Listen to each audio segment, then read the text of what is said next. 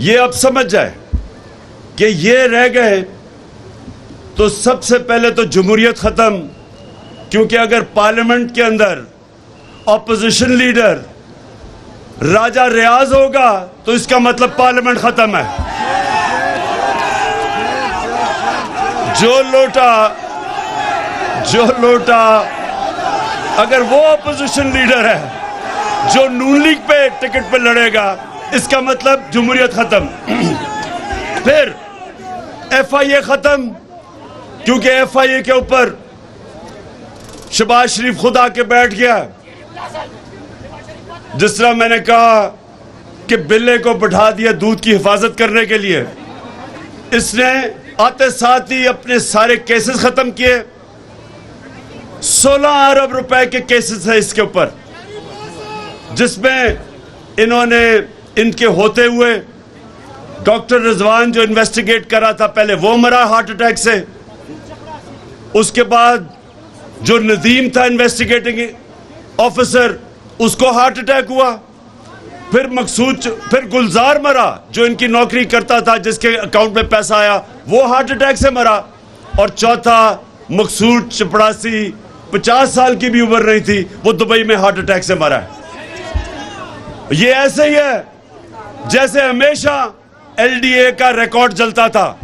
ये पहले चोरी करते थे, फिर LDA का रिकॉर्ड जलाते थे।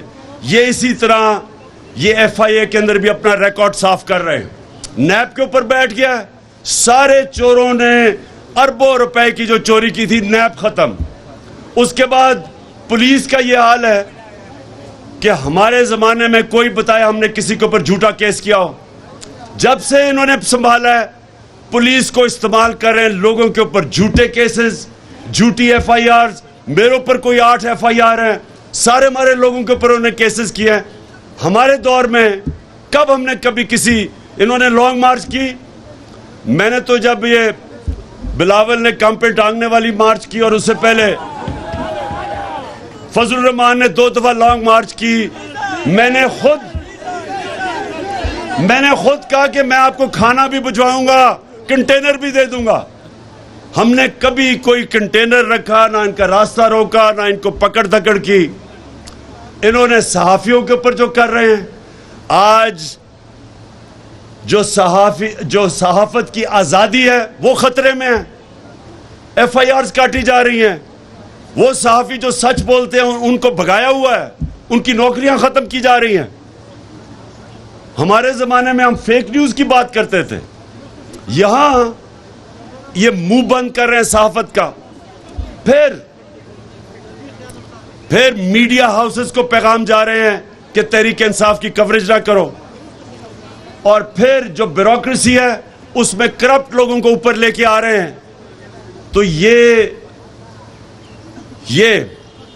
जब से इख्तिदार में आए हैं, ये सारे पाकिस्तान का निजाम तबाह कर रहे हैं, इंसाफ का निजाम तबाह कर रहे हैं। और अगर ये रह गए, ये वो नुकसान करेंगे इस मुल्क को। अगर ये रह गए, ये मुल्क को वो नुकसान करेंगे, कोई दुश्मन नहीं कर सकता कि मुल्क के जब सारे इदारों को ये तबाह करेंगे। अपनी करप्शन बचाने के लिए इलेक्शन कमीशन तबाह कर रहे हैं।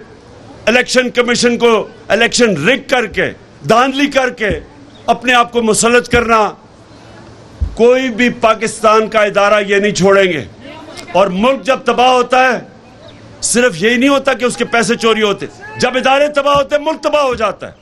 तो मजदूरों तैयार हो जाओ, मैं आपको कॉल दूंगा और इंशाअल्लाह पाकिस्तान की तारीख का सबसे बड़ा एहतजाज करेंगे इनके खिलाफ।